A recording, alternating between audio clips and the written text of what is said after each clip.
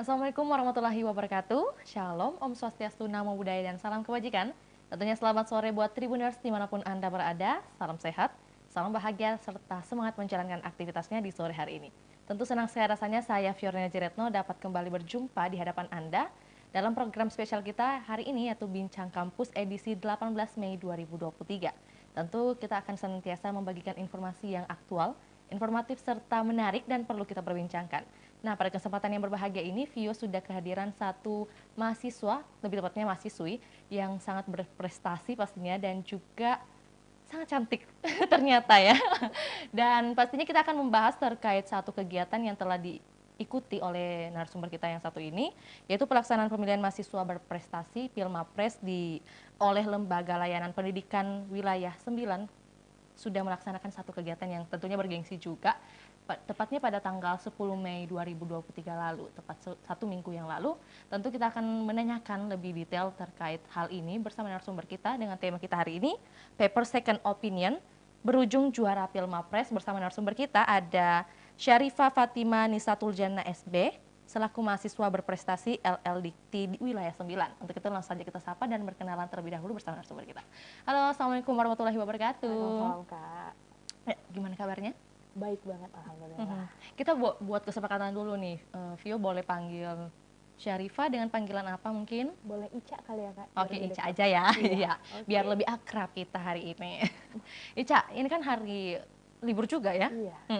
Kalau biasanya hari libur atau mungkin kita menanyakan dulu aktivitas sehari-harinya. Oke. Seperti apa nih kegiatan sehari-hari? Oke, kalau hari-hari lebih ke padatnya kuliah. Mhm. Terus kalau ada sela dikit, emang biasanya buat organisasi. Organisasinya juga bisa dari research, kadang ngumpul sama teman-teman, research. Terus kadang kalau udah jenuh juga buat research, itu biasanya latihan band. Di kampus itu ada studio bandnya. Jadi kadang latihan-latihan nyanyi sama teman-teman buat sedikit mendinginkan kepala. Iya, gitu. iya, betul. Iya, terus kadang juga emang ada Zoom bersama AMSA Indonesia atau Asian Medical Student Association. Jadi saya tergabung dalam research team di AMSA Indonesia. Jadi kadang brainstorming ide-ide research sama teman-teman juga seluruh Indonesia. Terus kalau lagi hari libur kayak Iya, sekarang gitu kan, lebih ke pengen istirahat sih, Kak. Sebenarnya pengen istirahat. Iya, istirahat. Terus paling juga kan misalnya kayak besok kuliah lagi nih. Jadi harus ngerjain tugas yang buat besok, setidaknya ada space waktunya lebih banyak. Gitu. Berarti Tribun Timur sangat beruntung sekali ya, Iya. bisa langsung kedatangan Ica, mungkin di sela-sela kesibukannya pastinya. Yang mestinya di hari ini digunakan untuk istirahat, tapi nggak apa-apa ya, kita akan berbincang 30 menit ke depan, kurang lebih 30 menit ke depan. Nah, Ica ini kan kita tentu pengen lebih dekat lagi berkenalan dengan Ica, yang kabarnya Ica ini merupakan seseorang anak rantau yang berasal dari Sumbawa, Nusa Tenggara Barat ya. Ya, tentu menjadi pertanyaan juga bagi Tribuners yang pengen kenalan juga nih dengan Ica. Luar biasa.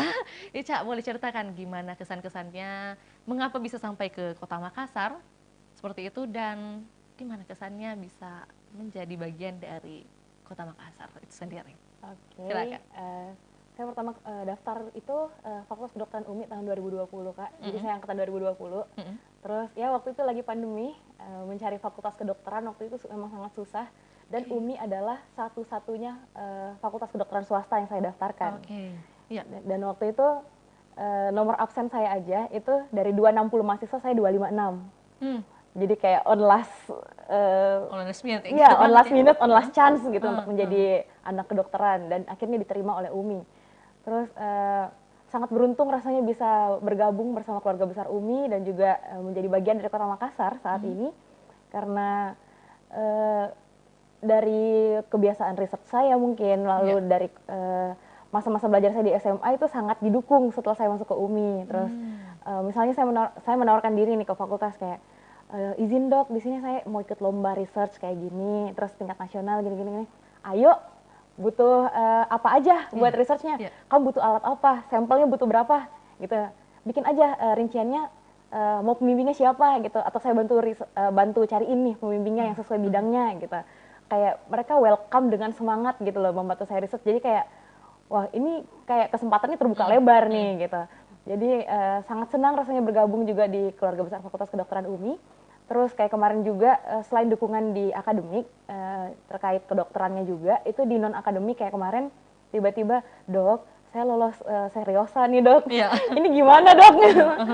Ya udah, sisa berangkat aja nih, gimana? Mau butuh pembimbingnya berapa orang dibantuin buat ngantar ke Malang gitu. Nah, dari dokter aja terserah gitu. Oke, siap. Ntar ada dari kemahasiswaan nemenin juga ke Malang ya gitu. Butuh pelatihan khusus nggak gitu? Kita biayain ya buat pelatihan kursus khusus nih sebelum ke Malang. Jadi kayak mereka sangat bersemangat untuk mendukung prestasi-prestasi yang ada gitu.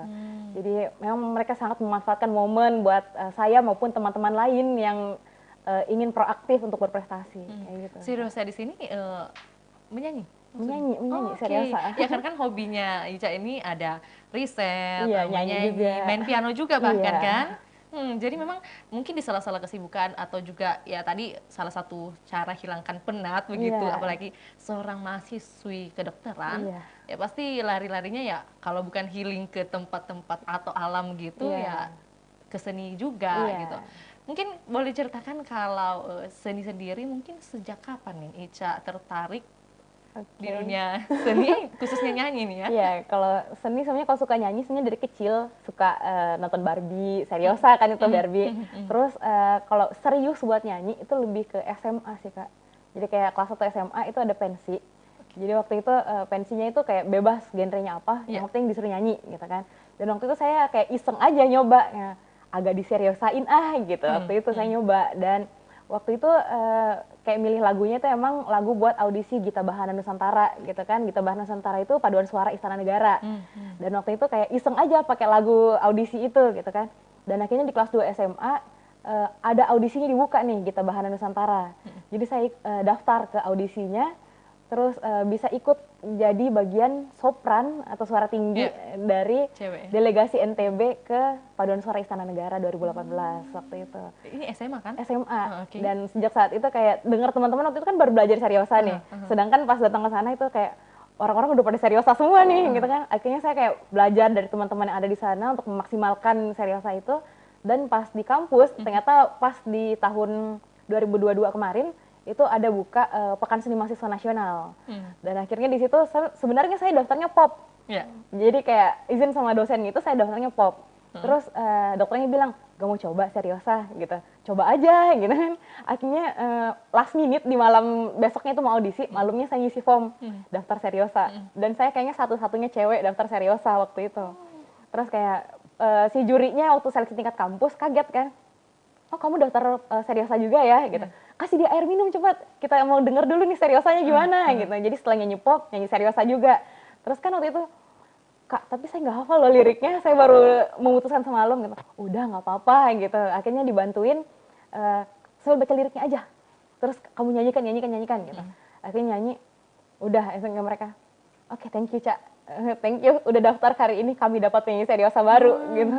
Dan akhirnya waktu itu ikut seleksi tingkat wilayah dan alhamdulillah juara 1 juga di tingkat wilayah itu kayak udah peserta nomor terakhir waktu itu. Jadi kayak orang lain udah kayak pasrah, wah kayaknya nggak ada nih gitu. Tiba-tiba saya naik yang kayak, "Oh, I got it," gitu kata jurinya. Yang kayak, "Thank you ya Mbak Syarifah udah datang.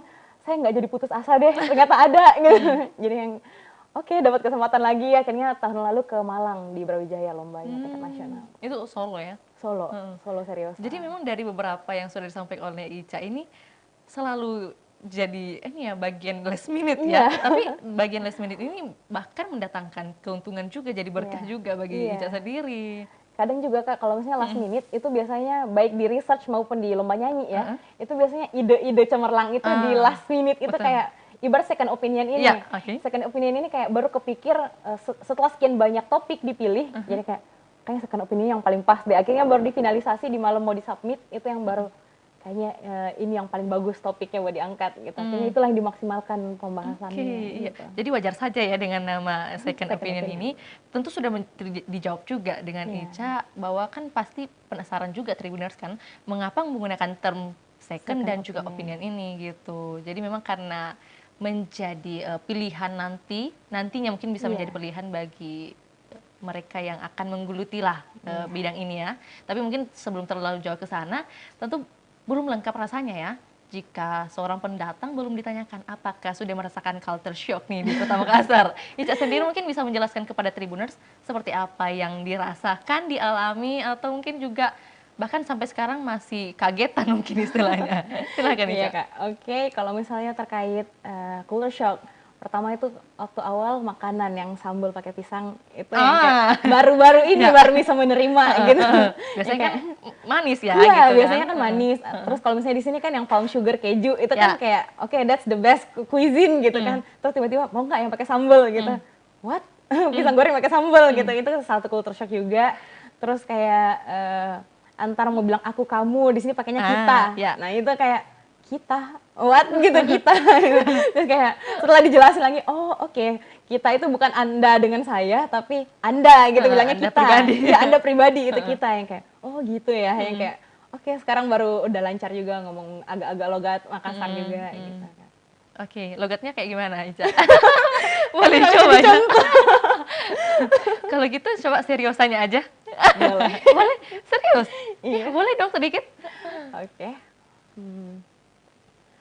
Di malam sunyi seperti ini, aku sendiri.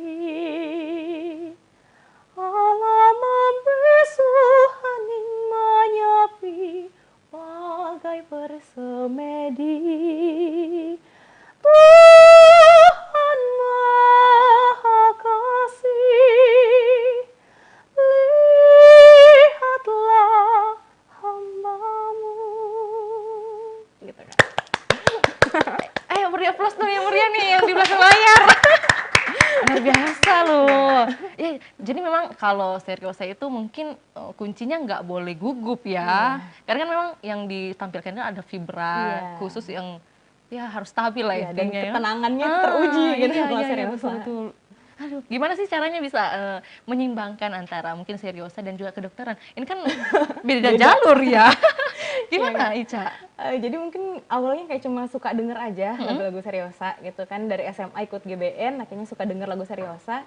Nggak kebayang juga bahwa akan nyanyi mewakili Sulawesi Selatan seriosa gitu kan.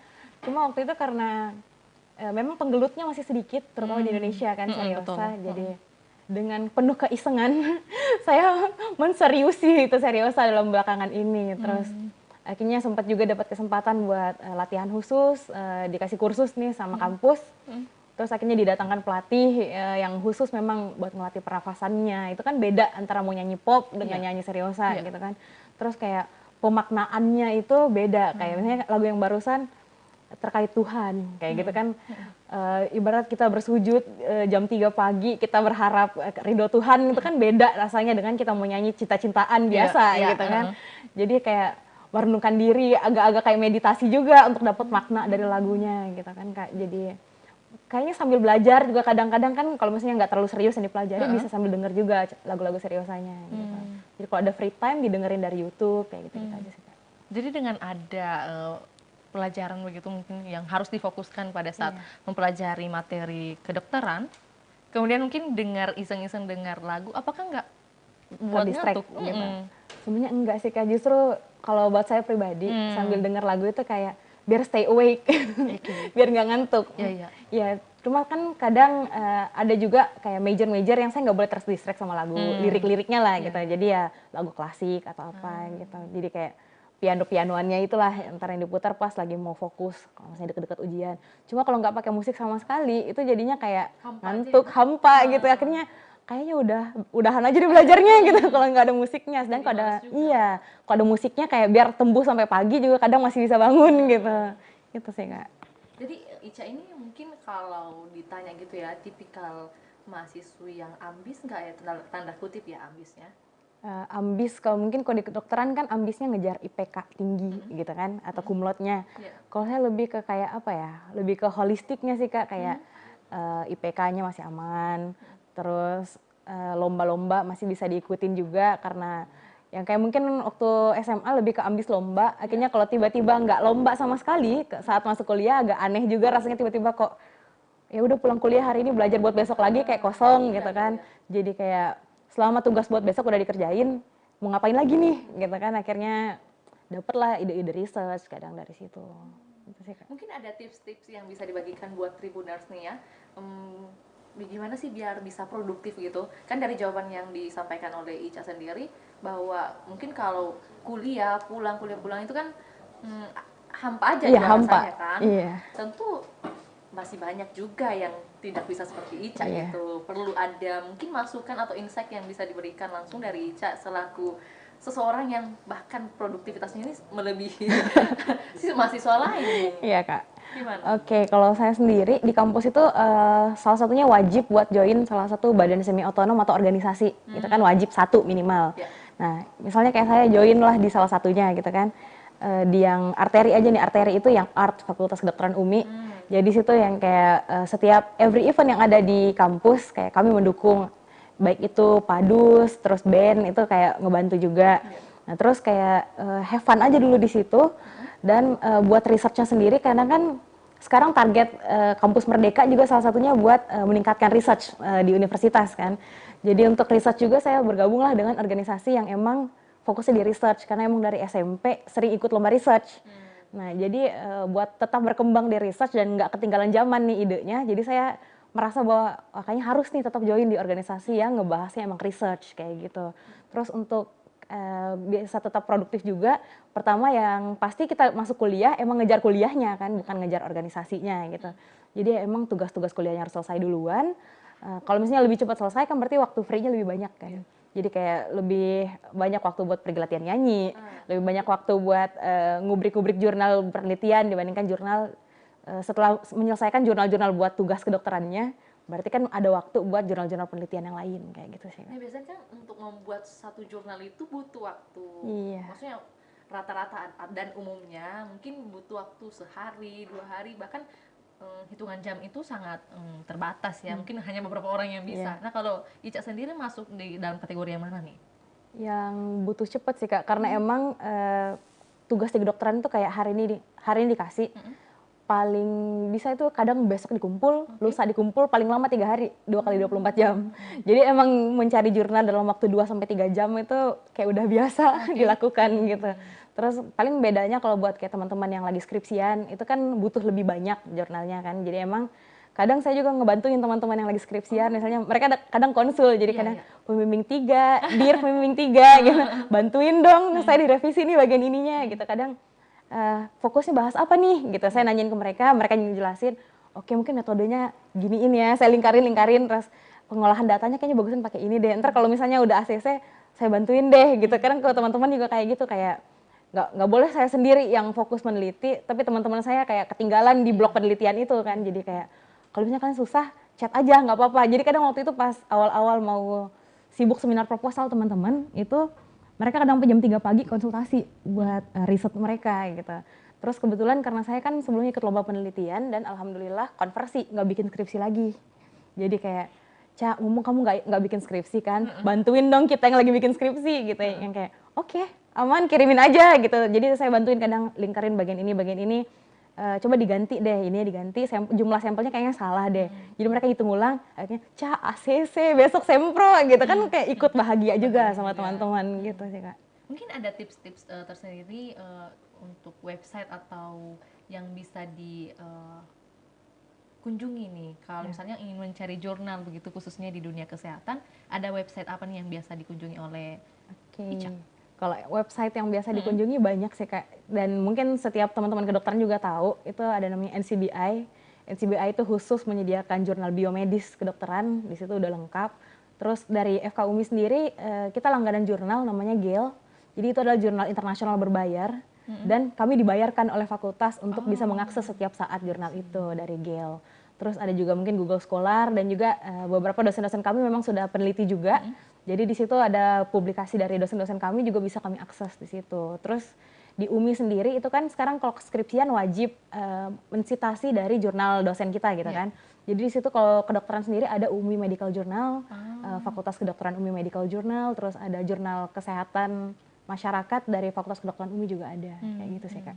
Iya, kan biasa juga yang menjadi keresahan mahasiswa sekarang ini mungkin ya, yang tugasnya sekarang ini banyak harus mencari jurnal, kayak gitu kan, apalagi yang notabene-nya harus jurnal internasional nih. Jadi mungkin pada kesempatan ini bisa langsung menanyakan juga nih ke pembimbing tiga kita hari ini yang bisa ditanyakan langsung kan. Iya, Kak. jadi kan memang ya berbagi aja Ica gitu, seperti itu. Tapi kalau Ica mungkin selain kesibukan di situ, dan kita akan bahas juga tema kita hari ini, kan menjadi pertanyaan juga ya bagi Tribuners, alasan Ica untuk ikut dalam kegiatan LL Dikti Wilayah 9 ini sebenarnya apa motivasinya? Baik, untuk motivasinya, pertama kan saya emang udah sering ikut lomba sebelumnya, terus diberi kesempatan buat join sebagai mahasiswa berprestasi, it's an honor juga bisa bergabung di situ. Terus dari bisa lolos tingkat Universitas Muslim Indonesia aja udah wow gitu kan, bisa menjadi delegasi UMI, yang notabene banyak juga loh jagoan-jagoan lain gitu kan di luar sana.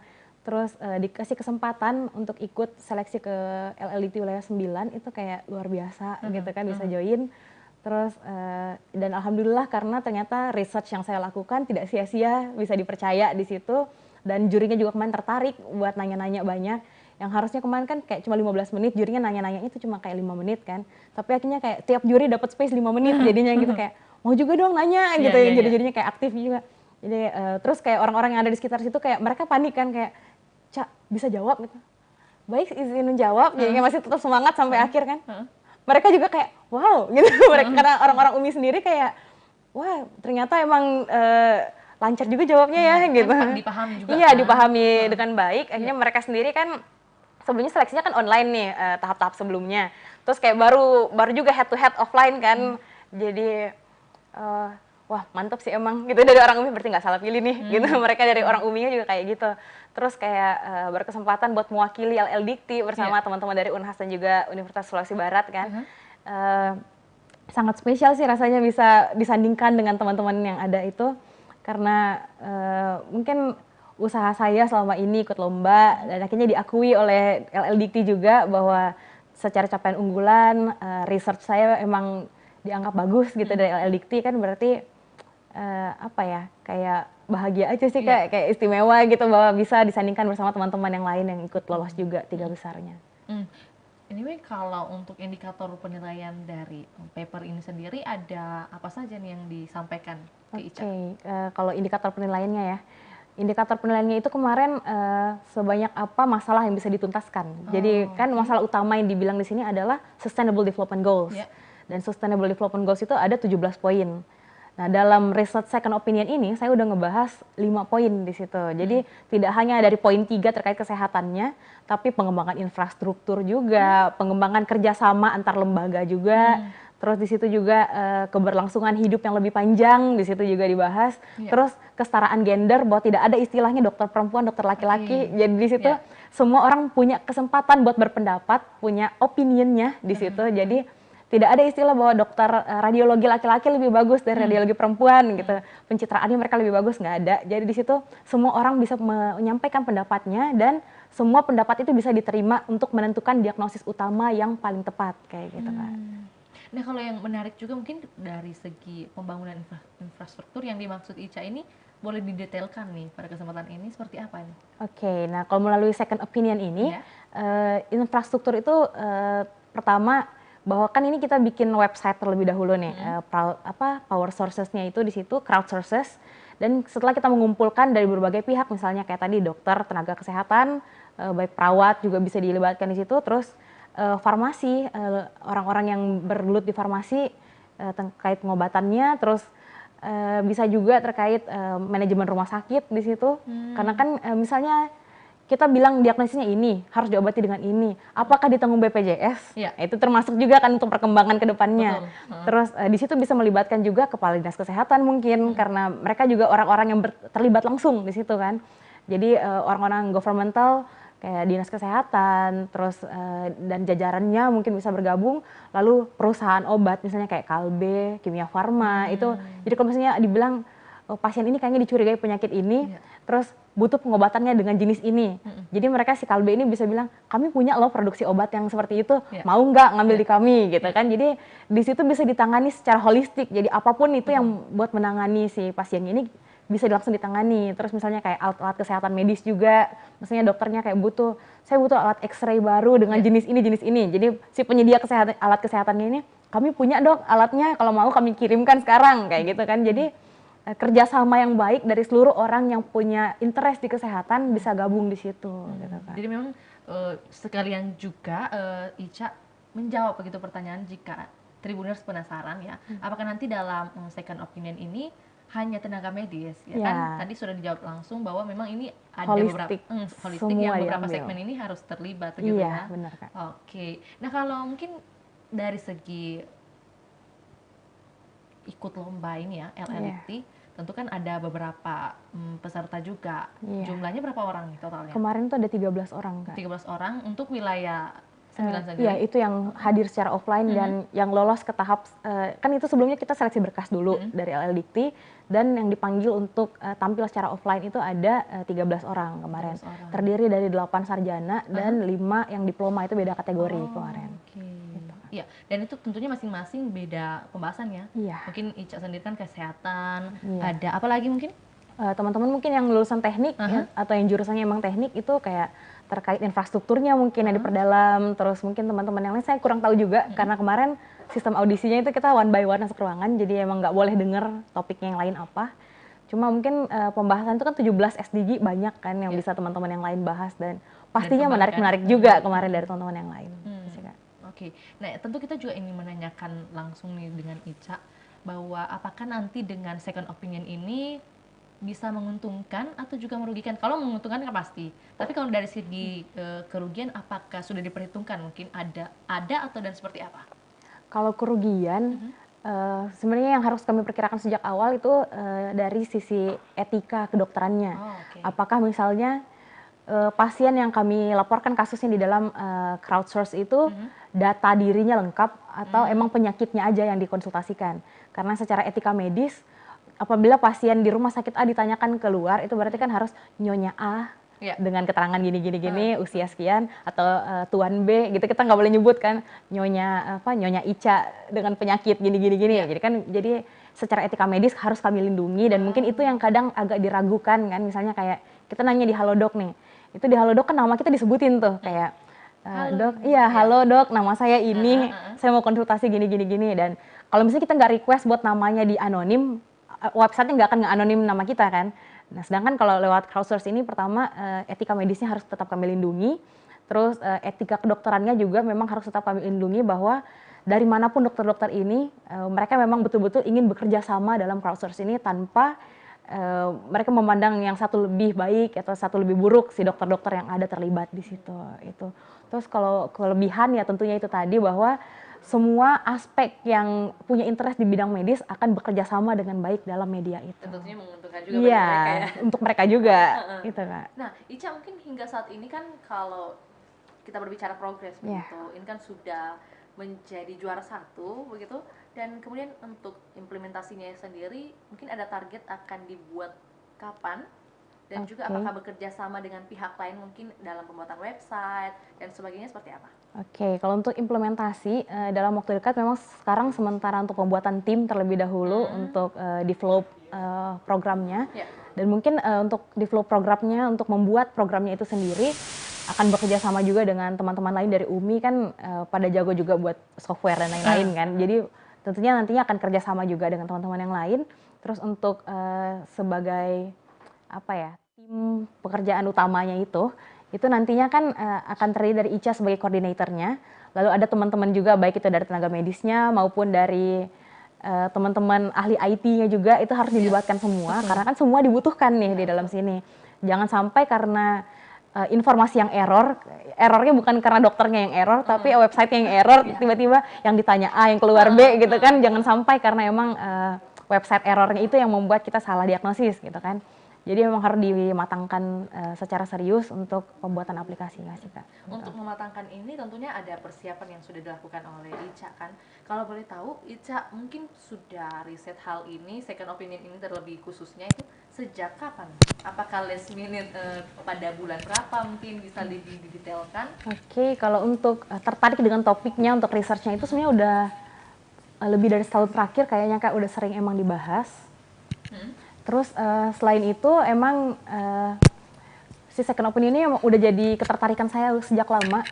Kayak kan emang beritanya seliweran terus nih, salah diagnosis akhirnya meninggal dunia, terlambat terdiagnosis meninggal dunia, kayak morbidity mortality-nya tinggi nih.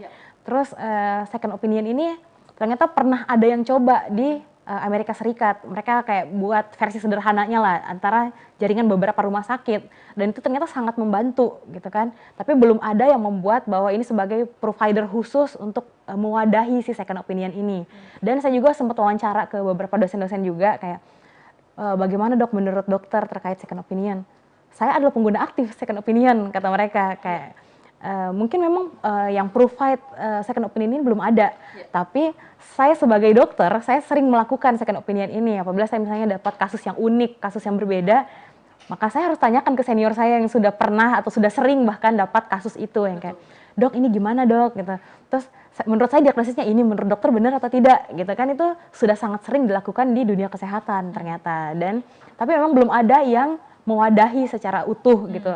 Bagaimana mereka sesama dokter, tenaga medis, terus tenaga analisnya, farmasinya, belum ada yang mewadahi secara utuh bagaimana mereka memandang si second opinion ini. Berarti sebelumnya ini wadah yang digunakan oleh dokter-dokter untuk menanyakan ke senior ini lebih ke pribadi, kayak WA, kayak gitu, atau Telegram, lebih ke kayak one by one, personal aja gitu. Berarti memang melalui wadah atau media sosial begitu, media tapi sosial. secara personal. Iya, personally aja. Nah, kemudian nanti second opinion ini akan dibuka secara luas dan khususnya bagi tenaga kesehatan begitu ya kan. Dan mungkin kalau misalnya terkait tujuan Ica sendiri melahirkan ini kan lebih ke masyarakat begitu juga nantinya, karena bisa lebih detail lah pemeriksaannya gitu kan. Dan juga kalau misalnya kita menanyakan Ica sendiri hingga saat ini progres untuk pembuatan second opinion ini, terlebihnya ke website, sudah berjalan berapa persen nih? Di angka berapa persen? Disebutin gak ya? Penasaran gak ya? Sebutin dong ya. Tribuners penasaran ya. Jadi kalau misalnya penasaran langsung ditanyakan kemana nih? Tanya kemana ya? Oke, yang jelas untuk persiapan ke Pilmapres ini kan masih dalam bentuk gagasan. Jadi mau dia jalan ataupun belum, yang penting gagasannya emang sudah mantap untuk siap dijalankan. Baik itu selama selama proses seleksi Mapres maupun pasca Pilmapres baru dijalankan, karena memang yang diseleksi di sini adalah gagasannya. Sesiap apa gagasan itu untuk langsung di-apply. Dan di sini sejauh ini dari tim kami itu masih membuat rancangannya terlebih dahulu sedetail mungkin biar pada saat nanti mulai dibuat si software dan lain-lainnya itu tidak terjadi error itu tadi. Jadi di sini masih ke penyempurnaan formulanya dulu sih Pak saat ini. Dan risetnya memang dilakukan khusus di Makassar dulu? Iya, masih dalam jangka waktu dekat ini memang untuk di-apply Makassar dulu. Kemarin jurinya sempat nanya juga, ini gimana ya kalau misalnya pengen kita apply secara global, kata betul dia. Kan, karena kan ini juga bermanfaat sekali pastinya, bukan hanya di Makassar begitu. Iya benar banget, dan kemarin saya jawab bahwa memang untuk gagasan kali ini fokusnya itu emang di Makassar, karena waktunya emang sempit kan untuk tiba-tiba kita pengen global, waktunya less than 1 tahun gitu kan.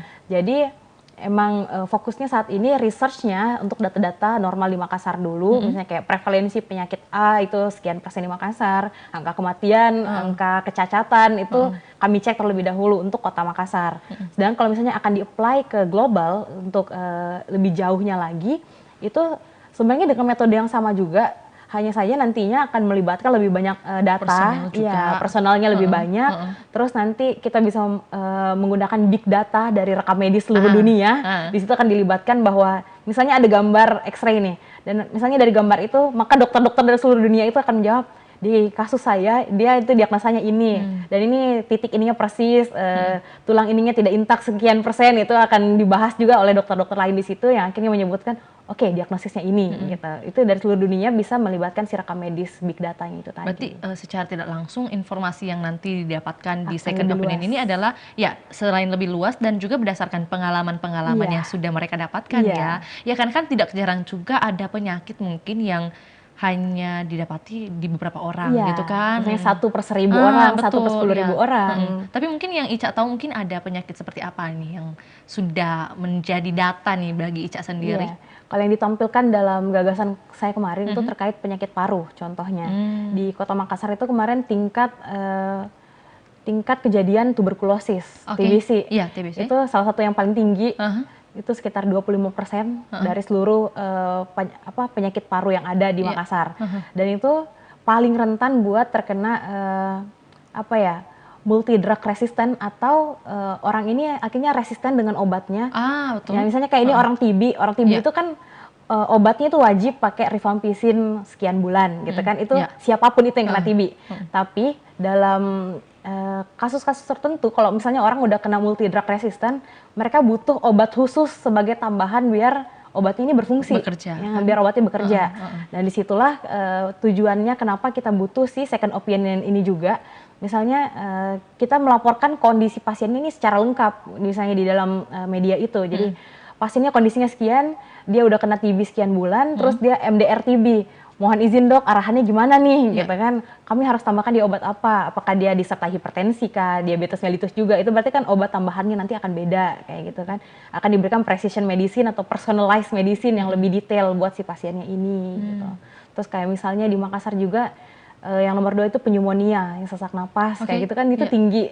Baik dari bayi mau dewasa itu banyak kasusnya dan seringkali kita abaikan karena emang kayak gejalanya dianggap tidak cukup berat. Betul. Akhirnya diabaikan padahal setelah mereka datang ke rumah sakit itu pneumonia berat misalnya kayak gitu kan. Untuk menghindari yang kayak gitu, apabila misalnya kondisinya udah terlanjur berat masuk rumah sakit, berarti kan penanganannya beda dengan dia masih gejala awal kayak gitu kan. Berarti butuh penanganan lebih dan siapa tahu dokter yang ada di situ belum berani memberikan modifikasi perawatannya. Betul. Maka dia membutuhkan rekomendasi dari dokter-dokter ahli lain untuk bahwa perawatannya itu nggak bisa biasa-biasa aja, harus ditambah kayak gitu Kak. Wah, luar biasa sekali calon dokter satu ini ya. Iya, karena kan maksudnya nggak semua orang loh punya pemikiran seperti Ica begitu. Mungkin ada yang menjalankan pendidikan kedokteran ya sekadar menjalankan saja, tidak mau berinovasi begitu dan memikirkan yang lebih jauh lagi. Dan ternyata kalau Ica sendiri sudah punya visi misi, bahkan sudah memikirkan sampai global, tingkat global, dan itu salah satu yang patut disyukuri juga. Ica punya kelebihan seperti ini, nah Ica. Alhamdulillah. Ya, Ica mungkin secara pribadi apakah memang dari kecil gitu sudah oriented, visi misinya sudah sangat tertata gitu? Mungkin kalau dari kecil kayak lebih ke overthinker Kak. Oke. Oh ternyata bermanfaat ya overthinker. Iya, overthinker itu bermanfaat. Kadang-kala aku enggak loh. Harus dimanfaatkan dengan baik. Misalnya kayak kalau misalnya ngelihat suatu kejadian terus kayak kalau diginiin gimana ya? Kalau digituin gimana ya? Dan akhirnya pertanyaan-pertanyaan itu ternyata itu yang membuat saya jadi suka riset. Karena kekepoan saya dengan internet yang kenceng sekarang itu kan semuanya bisa di-search kan. Jadi kondisinya orang TB kalau dia resistensi gimana dong, kayak gitu kan. Jadi kita tanyain ke internet dan memang ada cara-cara untuk menanganinya. Cuma memang tidak semua dokter bisa melakukan. Misalnya kayak dokter umum belum tentu dia punya kompetensi atau wewenang di situ. Akhirnya dia butuh rekomendasi dari ahli-ahli misalnya kayak gitu kan. Terus kayak waktu kecil cuma sering eksperimen aja kayak gitu-gitu, eksperimen kecil-kecilan. Misalnya dulu saya kan suka main Barbie nih. Si Barbie ini misalnya dihapusin make upnya, ceritanya buat dibersihin mukanya debu-debu kan, pakai aseton buat bersihin kutek. Ternyata make upnya hilang semua. Dan itu akhirnya saya mendapatkan bahwa si aseton ini selain bersihin kutek, bersihin debu, bersihin muka Barbie-nya juga. Gitu. Itu kayak dari umur-umur 5 tahun itu kayak menyadari, oh gitu ya si aseton bekerja gitu. Dan akhirnya bahkan di umur sekarang ini masih ingat ya pada saat 5 tahunnya. Isengan itulah yang mengantar saya jadi peneliti kayaknya hari ini deh. Betul. Iya, karena kan jarang begitu loh. Iya, jadi kayak isengnya itu diolah dengan baik, terus kayak dari orang tua juga ngedukung kayak kalau kamu iseng kayak gini kita coba yuk diginiin lagi gitu. Mereka kayak mengantar saya buat memberikan lebih banyak pertanyaan, mengeksplor lagi akhirnya. Jangan malu ditanya gitu. Kalau misalnya malu bertanya sesat di jalan, itu kalau misalnya kamu malu nanya, akhirnya kamu menyimpulkan sendiri wrong information, bahaya dong gitu kan. Apalagi sekarang akan fokus di dunia medis. Kalau menyimpulkan sendiri kita nggak ngecek lebih lanjut, itu kan hidup matinya orang kita pegang nih gitu. Jadi daripada kayak gitu ya lebih baik kalau misalnya emang difokuskan di research akhirnya kan, dicari tahu lebih baik, diulik, lebih dikepoin lagi, dikupas-kupas lagi kayak gitu. Iya. Semoga bertahan lama ya Ica. Ya, semoga. Jadi memang ini harus berkesinambungan begitu. Bukan hanya jalan di tempat begitu ya. Apalagi start point-nya Ica ini sudah nyata sekali ya. Keisengan kekepoannya dari kecil. Iya. Tapi Ica mungkin Vio juga bisa memberikan masukan juga. Mungkin tadi yang terkait second opinion ini kan bukan hanya dari tenaga medis tapi juga beberapa elemen akan terlibat begitu. Nah, salah satunya kalau misalnya tadi membahas mungkin fenomena yang terjadi di Makassar, 25% angka TBC di Makassar itu memang sangat meningkat katanya. Apalagi di tahun 2023 ini kalau pembahasan di segmen sebelumnya, Vio sudah berdiskusi juga dengan satu yayasan, Yamali TB itu. Mungkin Ica pernah dengar, tapi mungkin kalau belum, Vio infokan. Jadi Yamali ini adalah Yayasan Masyarakat Peduli Tuberkulosis. Nah, jadi TBC ini maksudnya ya.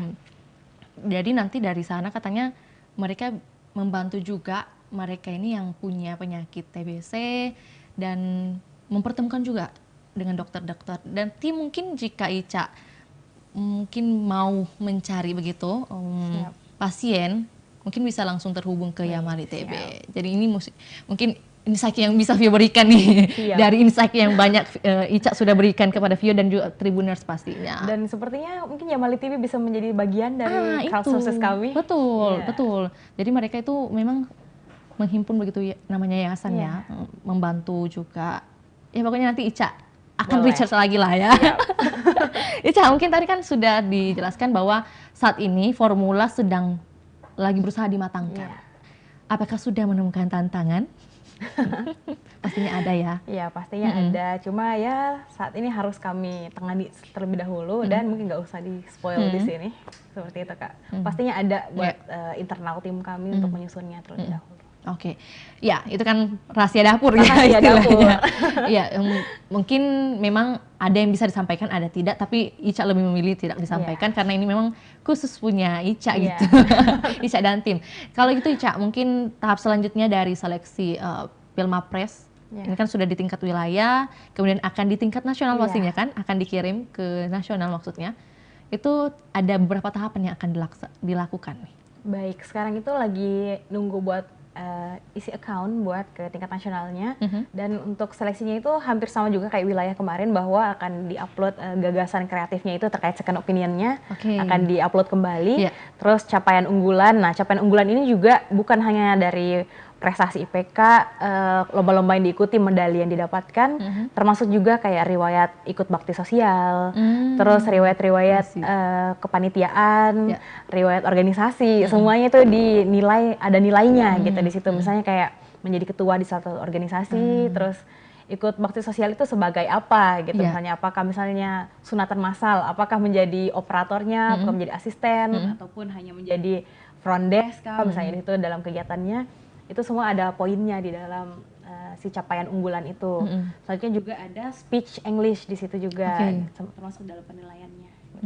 Ini hanya dalam satu tahapan aja, atau mungkin ada beberapa tahapan itu selanjutnya? Seleksi awal berkas dulu, jadi namanya ada seleksi awal nasional. Nah, apabila itu nanti berkasnya udah diseleksi, itu akan ada list finalist lagi buat presentasi offline di nasional dan juga mungkin akan dites sesuai bakatnya yang dicantumkan di dalam capaian unggulan itu. Tapi Vio optimis sih Ica akan masuk. Amin. Iya, dengan modal cara menjelaskan juga tentunya yang sangat tertata juga bahasanya, pasti semua pada terpikat nih, Ica. Bukan hanya kecantikan, tapi juga tutur katanya. Iya. Ica, mungkin kalau pertanyaan terakhir ya, ini kan tadi sudah di-spill sedikit bahwa memang dari awal orang tua itu sangat mendukung gitu. Bahkan dari umur 5 tahun ya, ini sudah dibantu dan juga didukung untuk mengeksplor lebih jauh tentang apa ya, hasil pikirannya Ica sendiri. Nah, kalau saat ini mungkin dengan keadaan merantau begitu, orang tua jauh, jadi mungkin support sistemnya Ica sendiri ada siapa nih? Sebenarnya walaupun orang tua jauh ya Kak, itu kayak apapun yang saya lakukan ataupun apapun pengalaman saya hari ini, itu saya tetap on call sama orang tua di rumah. Jadi kayak keep in touch ya. Iya, keep in touch. Jadi misalnya kayak tadi sebelum kesini Mama udah nanya, udah nyampe belum di Tribun kayak gitu. Mama nanya kayak, ya Mah baru sampai, ntar kabarin lagi ya gitu. Terus nanya kayak setiap di hari yang sangat melelahkan, itu biasanya jam-jam 10 malam atau jam 12 malam, kadang Mama tiba-tiba random video call, kayak hari ini ngapain aja Cak, dan itu adalah support system yang kayak tidak bisa dibayarkan apapun, siapapun itu gitu kan. Dan juga kalau di kampus sendiri itu kan ada namanya keluarga stambuk, jadi misalnya absen 1 sampai 10 itu kayak udah bersaudara gitu kan. Dan saya akhirnya di absen 250-an sampai 260 itu kayak udah saudara, karena akhirnya mereka tetap keep in touch jam berapapun itu, dan kita sama dapat sama rasa. Jadi misalnya kita begadang sampai subuh, ya udah mereka begadang sampai subuh juga kan. Jadi kadang masih konsul ngerjain tugas tuh sampai jam 3 pagi. Dapat nggak jurnal nomor sekian gitu kan? Jurnal tentang ininya dapat nggak? Kalau nggak dapat ntar aku bantuin cari ya gitu. Akhirnya mereka sharing informasi itu kadang 24 jam nonstop. Akhirnya udah jadi kayak saudara banget juga gitu. Oh, kalau di kampus itu per ini ya, berdasarkan standbook ya? Iya, berdasarkan standbooknya ada kayak keluarga standbook gitu. Gitu sih, Jadi Kak. itu kan sangat berbeda juga. Mungkin di kampus-kampus lain mungkin Iya. tidak ditemukan seperti itu, Iya. tapi kalau di UMI sendiri seperti Ada. itu ya. Iya. Ya, jadi memang yang paling penting adalah support system yang pertama Iya. itu ada diri sendiri juga Iya, ya. diri sendiri Kalau tentunya. diri sendiri malas-malasan Iya. atau mageran, ya nggak bisa juga Nggak bisa. kan Ica. Iya. Jadi kalau misalkan pertanyaan terakhir, serius pertanyaan terakhir. Pertanyaan terakhir buat Ica, mungkin kalau bisa memberikan masukan kepada Tribuners nih ya, mereka yang masih malas-malasan mungkin atau mager, belum ada niat untuk mengeksplor lebih jauh tentang dirinya, padahal mungkin punya potensi nih. Iya. Mungkin Ica bisa beri sepatah dua kata, bahkan semangat juga buat Tribuners yang sedang menyaksikan kita. Silakan. Oke. Kalau buat saya pribadi itu motonya sampai hari ini adalah life is too short to not trying every good things. Jadi hidup ini terlalu singkat kalau kita cuma mau gitu-gitu aja. Jadi kita emang butuh mengeksplor lebih jauh, hidup ini mau nganter kita kemana sih gitu. Jadi kita harus mengeksplor bukan hanya sekedar diri kita, namun lingkungan sekitar kita juga dan peran apa yang bisa kita berikan buat lingkungan sekitar kita itu. Ini tuh Kak. Singkat, padat, dan jelas ya. Jadi pada intinya kita memang yang harus mengeksplor diri itu, diri sendiri maksudnya, dan juga mengenali potensi yang ada dalam diri ya. Seperti Ica sudah mengenal potensi dirinya sejak umur 5 tahun, Tribuners. Oke, sehat sukses selalu. Siap, Ica, terima banyak, kasih loh sudah meluangkan waktu di hari libur langsung datang ke studio Tribun Timur, dan juga pastinya abis ini ada agenda lagi kan yang harus dikerjakan. Untuk itu Vio mengucapkan terima kasih dan juga mewakili Tribun Timur juga mengucapkan terima kasih kepada Ica. Baik, makasih banyak Kak. Makasih banyak juga Tribun atas kesempatannya. Iya. Saya juga sampaikan kepada Tribuners yang hingga saat ini masih setia menyaksikan program kita, jangan lupa untuk menyaksikan program Tribun Timur lainnya. Untuk itu saya Firna Jaretno mewakili Ica dan juga tim pamit undur diri. Assalamualaikum warahmatullahi wabarakatuh. Sampai jumpa.